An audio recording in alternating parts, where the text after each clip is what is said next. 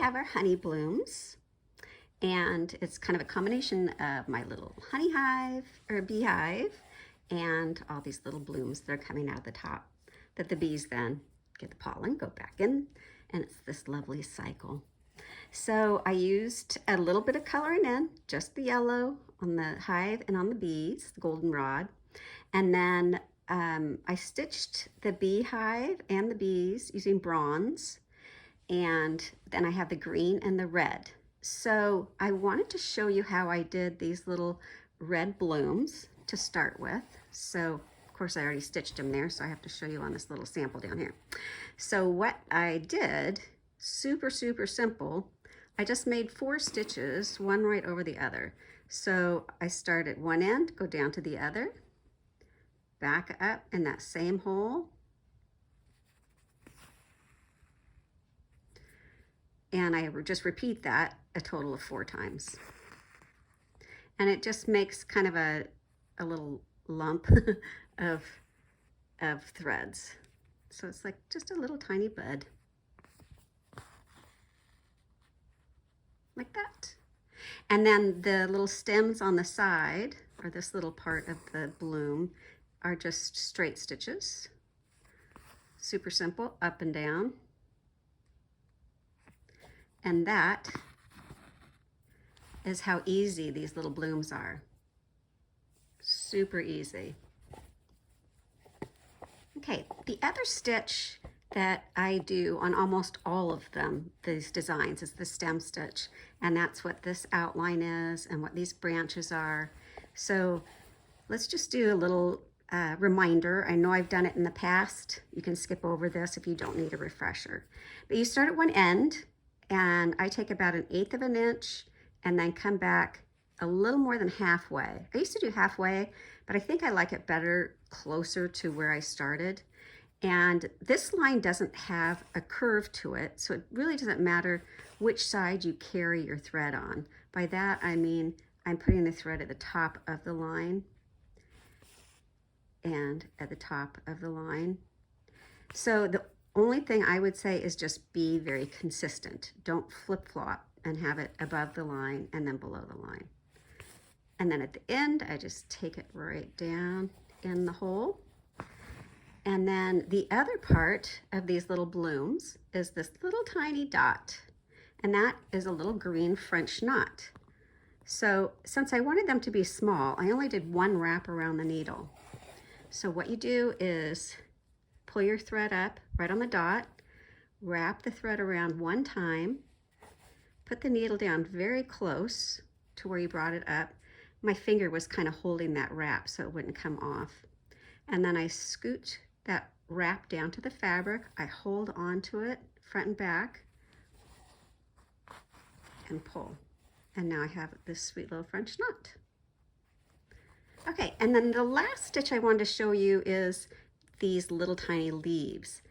And you could do them the same way that you did this, but I wanted them to look just a little more, have a little tiny bit more shape. I know it's kind of hard to see because they're so small. So I just did a fan stitch. So for that, you're going to start at the tip of the leaf and then bring your needle down at the base of the leaf. Now you're going to bring your needle up on one side of that initial stitch and then back in the same hole at the base. And then we're going to go back up, and we're staying on the drawn line. So we just keep coming farther and farther down, and they always end up in the same spot in the base. So this is one side of the leaf. And now we'll move over and do the other side of the leaf. And just follow the drawn line. And that way you get kind of a nice little pointed leaf. But these are nice and chunky too, and they really fill the area in. So that's how to do those. So the other way I did this design was just using one color. And I really like this too. It's got a really sharp contrast to it. And I made some changes because it was just one color. I tried filling these in like I did on the previous pattern, but it just looked too chunky. So what I decided to do on this one is to just do little lazy daisy stitches for the blooms and for the leaves. So we're going to finish up this little stem stitch, come up to the top.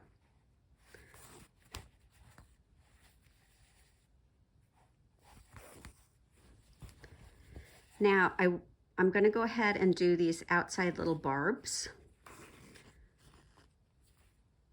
And I'll do that little barb.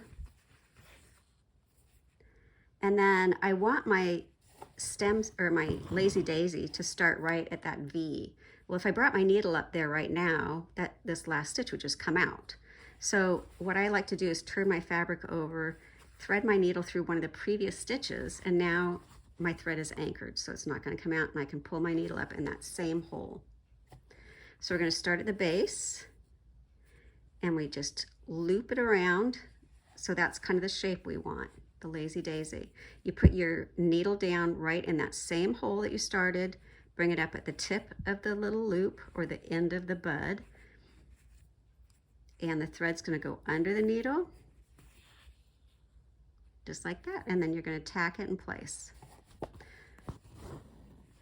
And then all we need is the little tiny French knot at the top.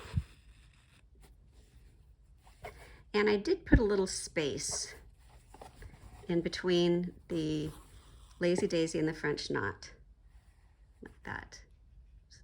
You don't have to, they could touch. In fact, instead of just bringing it down and tacking it on the other side of that lazy daisy, you could make a French knot right there.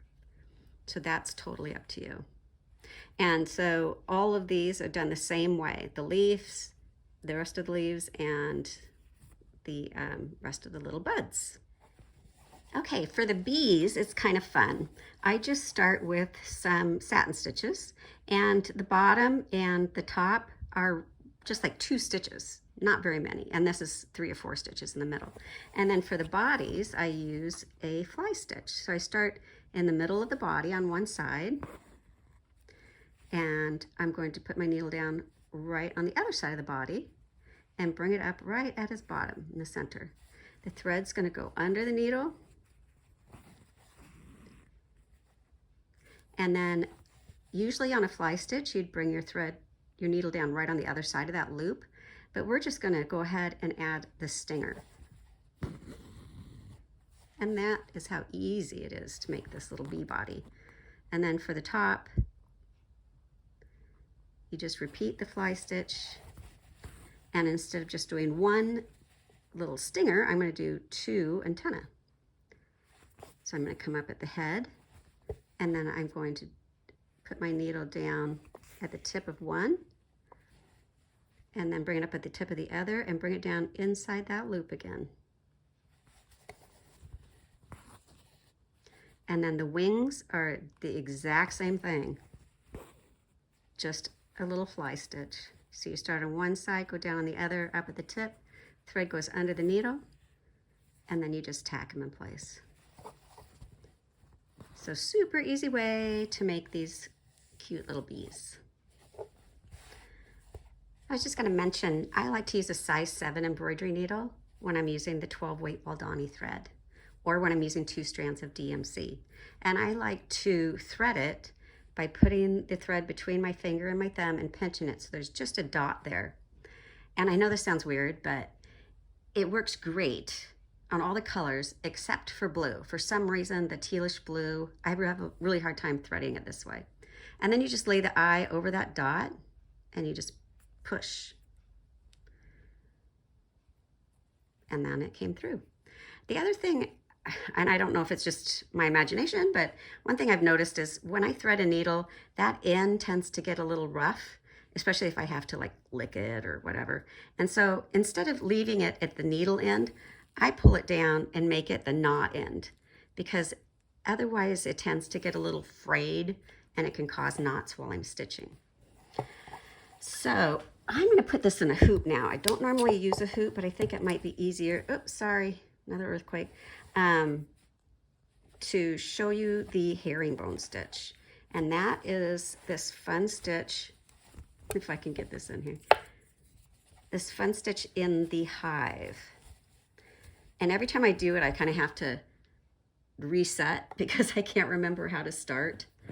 Because you start on the opposite side than what you'd think you would.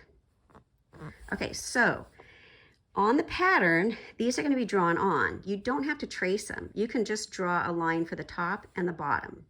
Top, bottom. And leave it at that if you want. Or you can trace each one. I didn't. I just traced the lines. So what you're going to do is start at one end. You're going to be doing the opposite of me because you're going to be going right-handed and I'm left-handed. Sorry if that's confusing. And you're going to come down at an angle and then work backwards.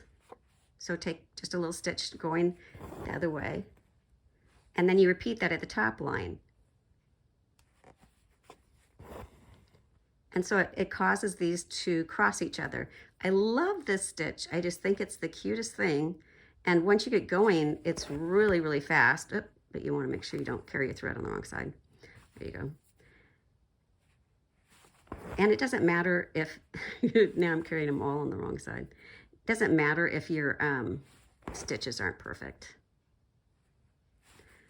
Well, it doesn't to me, but it might to you. So if you want to measure them and make them exactly the same, you're more than welcome. But see how simple that is? Isn't that cute?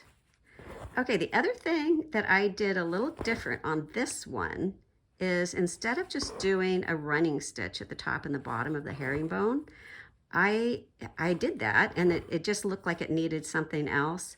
And so I went ahead and in between the rows of running stitches, I just did some more running stitches. So I just filled this area between the herringbone stitches in with really, really simple running stitches. Carried it the wrong way again. So you can choose whichever way you like. I kind of get on a little roll when I'm doing a running stitch because it's so much fun. So you can see the difference between this one, where there's just one row, and then this one where it's all filled in. So for a running stitch, I'm just going to come up right above my herringbone stitches, and it's as simple as going up and down.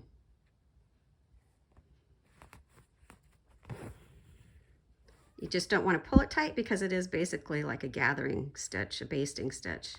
And that is how we do this design, the honey blooms. So I look forward to seeing how you're going to stitch yours up. If you're going to try just the simple lazy daisies, or if you're going to fill it in with these other fun stitches. And usually I'm kind of drawn to the one that I've colored in, but I think this time I'm more drawn to this just really simple one with one colorway. And maybe it's because this yellow is a little too yellow for me. I'm not sure. You could try doing a little brown over it if you want. So, but I mean, I like it. I still like it. I hope you like it too. Okay. Happy stitching. Thanks for joining me. Bye.